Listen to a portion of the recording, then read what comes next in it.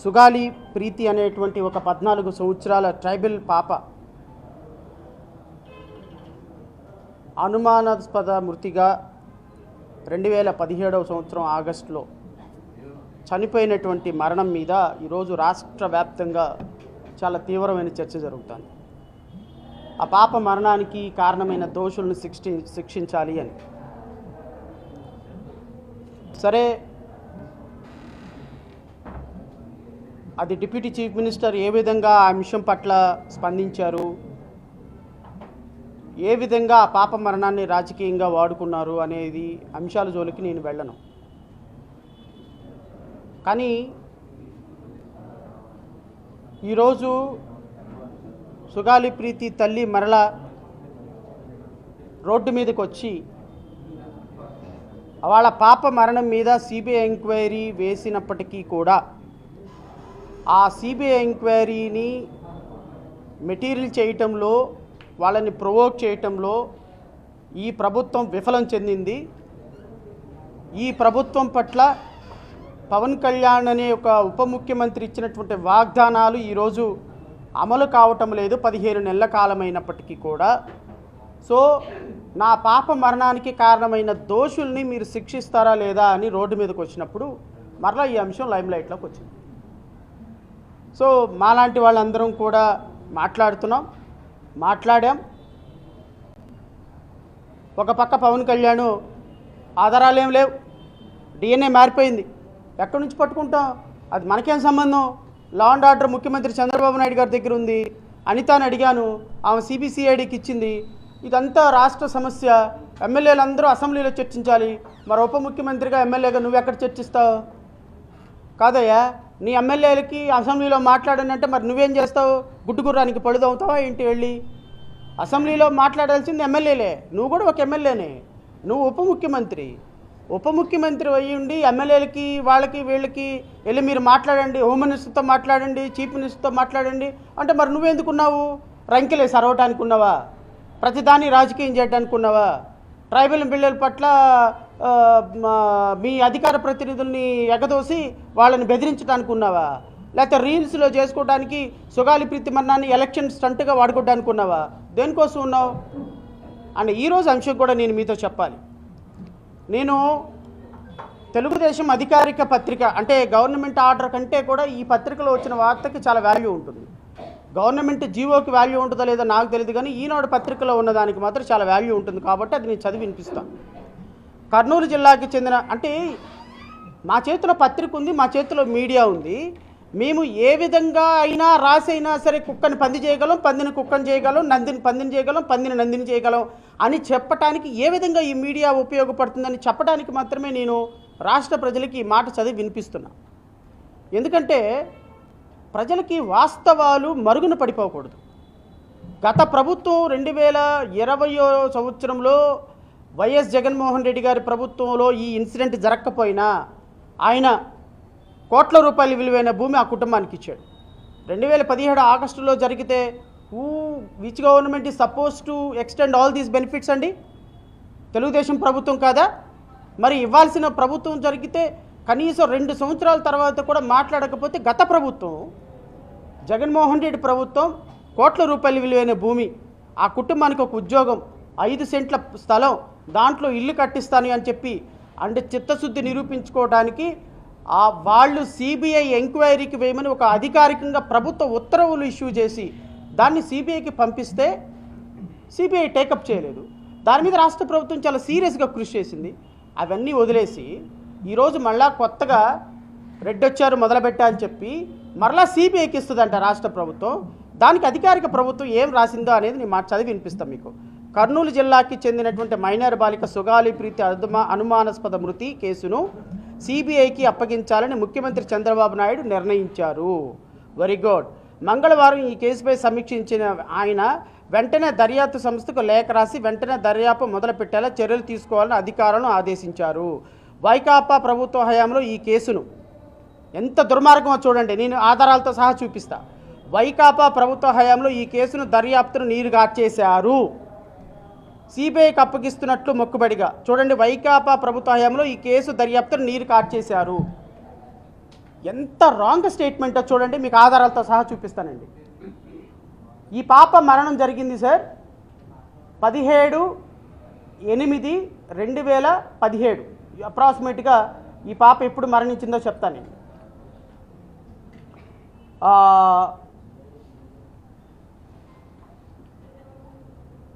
19/8/2017 మధ్యాహ్నం 12 గంటలకి, అంటే ఆగస్టు 19వ తారీఖున 2017లో ఈ పాప మరణం జరిగింది. అంటే 2017 ఎవరి ప్రభుత్వం? చంద్రబాబు నాయుడు గారు ముఖ్యమంత్రి,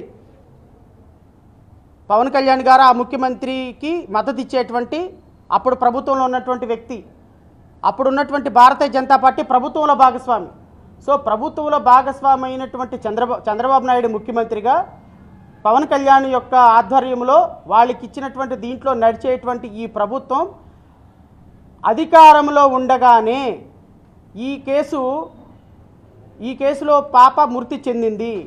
ఈ కేసులో పాప మృతి చెందినటువంటి 9 నెలల కాలంలో, అంటే ఈ కేసుని ఇన్వెస్టిగేషన్ చేసి కోర్టులో ఛార్జ్షీట్ ఫైల్ చేసింది సెప్టెంబర్ 2008, మే 2018. నేను రాష్ట్ర ప్రభుత్వాన్ని, నేను ఈనాడు మీడియాను కూడా ప్రశ్నిస్తున్నా.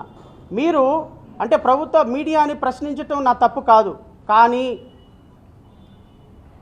మా పత్రికలో వచ్చిన ప్రతి మాట రామరాజ్యంలో, రామాయణానికి ఎంత అయితే పవిత్రత ఉంటుందో మా పత్రికలో వచ్చేటువంటి వార్తకి అంత పవిత్రత ఉంటుందని మీరు చెప్పారు కదా సార్. నేను అడుగుతున్నా, ఎవరి ప్రభుత్వ హయాంలో ఈ కేసు ఇన్వెస్టిగేషన్ తప్పుదారి పట్టింది?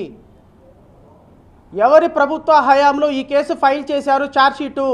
18/5/2018 సంవత్సరం. అంటే ఈ కేసు జరిగింది ఆగస్టు 17, 2017 అయితే పాప చనిపోయింది. ఈ కేసులో ఇన్వెస్టిగేషన్ విత్ 9 monthsలో కంప్లీట్ చేసి ఛార్జ్షీట్ ఫైల్ చేసింది మీ ప్రభుత్వ హయాంలోనే.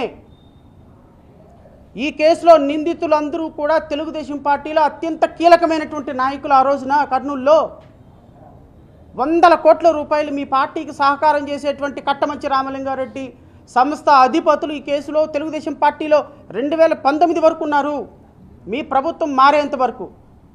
దాన్ని పట్టుకొని మీరేం చెప్తారండి?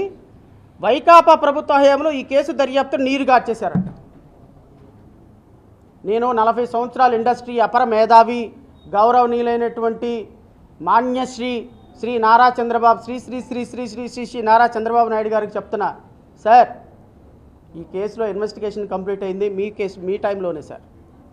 మీ ప్రభుత్వ అధికారులు, మీ ఎస్పీలు, మీ డిఎస్పీలు నిందితులతో కుమ్మక్కయ్యి కోట్ల రూపాయలు తీసుకొని మీరు చెప్పారని, మీ ప్రభుత్వంలో పెద్దలు చెప్పారని ఛార్జ్షీట్ కంప్లీట్ చేసి ఛార్జ్షీట్ వేసేసారు సార్ కోర్టులో. సబ్సిక్వెంట్గా 2019 జూన్లో వచ్చినటువంటి వైఎస్ఆర్ కాంగ్రెస్ పార్టీకి ఏం సంబంధం సార్ దీంట్లో? వైఎస్ఆర్ కాంగ్రెస్ పార్టీ జగన్మోహన్ రెడ్డి హయాంలో ఇన్వెస్టిగేషన్ జరిగిందా? ఛార్జ్షీట్ ఫైల్ చేశారా? రిపోర్ట్లు మార్చేశారా? డిఎన్ఏలు మార్చేశారా? స్పర్మ్ రికార్డులు మార్చేశారా? ఎలా సార్ ఇంత అబద్ధాలతోటి ప్రజలను మోసం చేస్తారు? మీకు దగ్గర పత్రికలు ఉన్నాయనా? మీ దగ్గర మీడియా ఉందనా? మీ దగ్గర జనాలు మాట్లాడే సోషల్ మీడియా ఉందనా? నేను దమ్ము ధైర్యం ఉంటే తెలుగుదేశం జనసేన సోషల్ మీడియాను కోరుతున్నా, సోషల్ మీడియా కార్యకర్తల్ని, అధికార ప్రతినిధులని ఛాలెంజ్ విసురుతున్నా.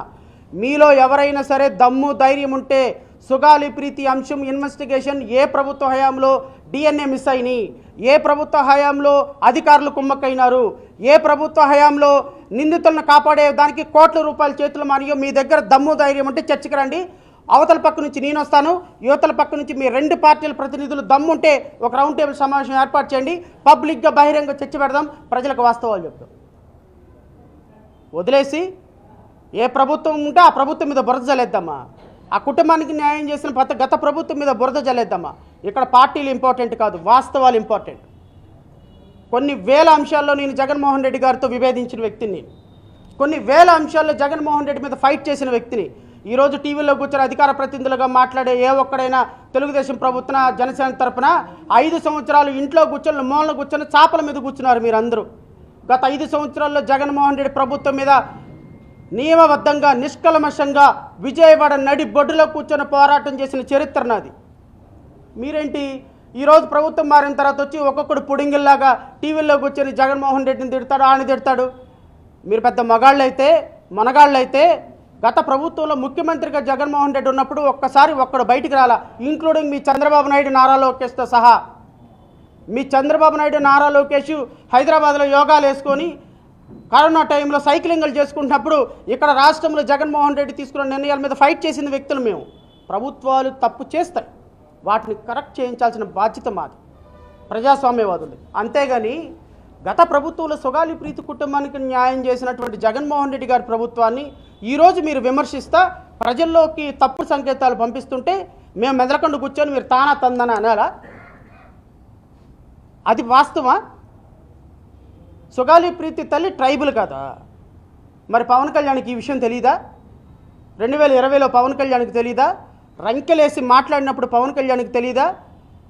గొడవ పెట్టి అధికారికంగా రాజకీయంగా ఈ ఎలక్షన్ ప్రచారంలో పాపను వాడుకున్నప్పుడు, పాప మరణాన్ని వాడుకున్నప్పుడు పవన్ కళ్యాణ్కి తెలీదా? ఏంటంటావు? అధికారిక ప్రతినిధి వాడెవడో అధికార ప్రతినిధి అంట, నాకు అర్థం కావటంలా. కాదా వెంకటేశ్వర్లు, నేను మీకు జనసేన పార్టీ అధినాయకుడు పవన్ కళ్యాణ్ గారికి సవనీయంగా విన్నపం చేస్తున్నా. మీరు గాదే వెంకటేశ్వర్ల నుంచి పార్టీ నుంచి సస్పెండ్ కనుక చేయకపోతే, నేను చెప్తున్నా, జనసేన పార్టీ కనుక గాదే వెంకటేశ్వర్లు అనే వ్యక్తి మీద చర్యలు తీసుకొని పార్టీ నుంచి బహిష్కరించకపోతే ఈ రాష్ట్రంలో రాబోయే ఎలక్షన్లో ట్రైబల్ ఏరియాల నుంచి ఒక్క ఓటు కూడా మీకు రాకుండా రాజకీయ సమాధి చేసే బాధ్యత నేను తీసుకుంటా. ఖచ్చితంగా చెప్తున్నా. నీ మొగుడు నువ్వు డబ్బులు తీసుకుని ఊరేగుతున్నారంటారా? మీ బాబు సొమ్మ ఇచ్చింది? నీ పవన్ కళ్యాణ్ ఏమన్నా సినిమాల్లో నటించి ఆవిడకి ఇచ్చాడా? ఎస్సీ ఎస్టీ చట్టంలో బాధితుల చనిపోయిన కుటుంబాలకి హక్కుగా వచ్చేటువంటి డబ్బులు గత ప్రభుత్వం ఇచ్చింది. నువ్వెవడో రిటర్న్ చేయమంటానికి నీకేం హక్కు ఉంది? అవసరమైతే దమ్ముంటే ఆ డబ్బులు రిటర్న్ చేసి మాట్లాడమని ఒక ట్రైబల్ మహిళ, ఒక కాళ్ళు లేని అంగవైకల్యంతో ఉన్నటువంటి ఒక మహిళ ఆవిడ నిన్ను అనింది, నాకు ఇచ్చినవన్నీ రిటర్న్ ఇచ్చేస్తాను సార్, నా పాపం నీకు తీసుకొచ్చేవ్వండి సార్ అని. దానికి సమాధానం చెప్పు. Idiot you are, such an idiot you are.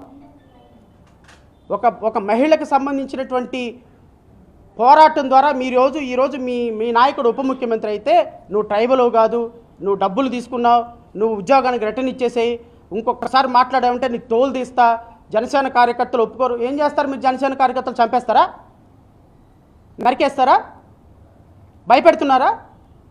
అంటే ఆవిడ పాప మరణం కోసం మీకోసం ఉపయోగించినప్పుడు గుండెలకు అద్దుకొని రామ్మ నా చెల్లి ఎలాంటి పాపకు మరణం జరగకూడదని ఊగిపోతారా?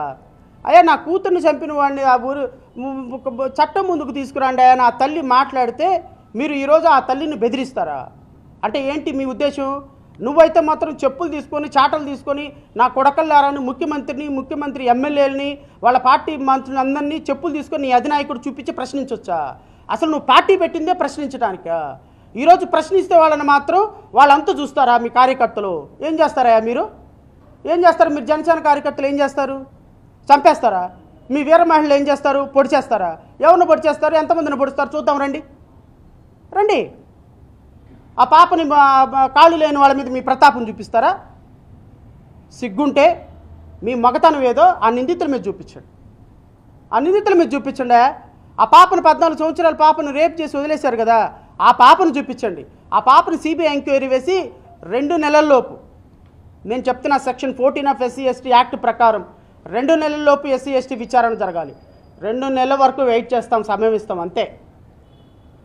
61వ రోజున పవన్ కళ్యాణ్ నువ్వు నీ అధికార ప్రతినిధులతో మాట్లాడిస్తున్నావు. నేను గౌరవ ఉప ముఖ్యమంత్రి అని ఇప్పటివరకు సంబోధించాను, ఏ రోజు కూడా వ్యక్తిగతంగా మాట్లాడలా. కానీ ఒక ట్రైబల్ మహిళని నువ్వు డబ్బులు తీసుకున్నావు, నీ మొగుడు డబ్బులు తీసుకున్నాడు, నువ్వు ఉద్యోగం తీసుకున్నావు అని అధికారికంగా ప్రెస్ మీట్ పెట్టి మాట్లాడిస్తుంటే మీ మీడియా అంతా లైవ్ ఇస్తారా? సిగ్గుందా అసలు మీకు? మాట్లాడటానికి నైతికత ఉందా మీకు? ఖచ్చితంగా ఈ కేసులో విచారణ జరిగింది. 2018 మేలో ఛార్జ్షీట్ ఫైల్ చేశారు. డిఎన్ఏ మారిపోయింది 2018లో. డిఎన్ఏని మార్చేసింది తెలుగుదేశం పార్టీ నాయకులు. డిఎన్ఏని మార్చడానికి నిందితులను తప్పించడానికి సహకరించింది అప్పటి ముఖ్యమంత్రి చంద్రబాబు నాయుడు. బికాస్ కట్టమంచి రామలింగారెడ్డిలో ఉన్నటువంటి వాళ్ళ నాన్న, వాళ్ళ ముగ్గురు నిందితులు తెలుగుదేశంలో అత్యంత ప్రధానమైనటువంటి నాయకులు. నేను ఈరోజు చెప్తున్నా, ఈ కేసుని చంద్రబాబు నాయుడు సిబిఐకి అప్పగిస్తూ నిర్ణయం తీసుకున్నారు అనే కంటి తుప్పు చర్యతో కనుక మీరు వదిలేస్తే ఈ రాష్ట్రంలో మీ ప్రభుత్వం కూలిపోవటానికి సుగాలి ప్రీతి కేసే కారణం అవుతుంది, గుర్తుపెట్టుకోండి. 2028-29 ఎలక్షన్ రాక మానవ్ ఈ కేసులో పవన్ కళ్యాణ్ వాడుకున్న విధానం, చంద్రబాబు నాయుడు వాడుకున్న విధానం, నేనేమంటానంటే ఈరోజు ఎలిగేషన్ చేయటం కంటే కూడా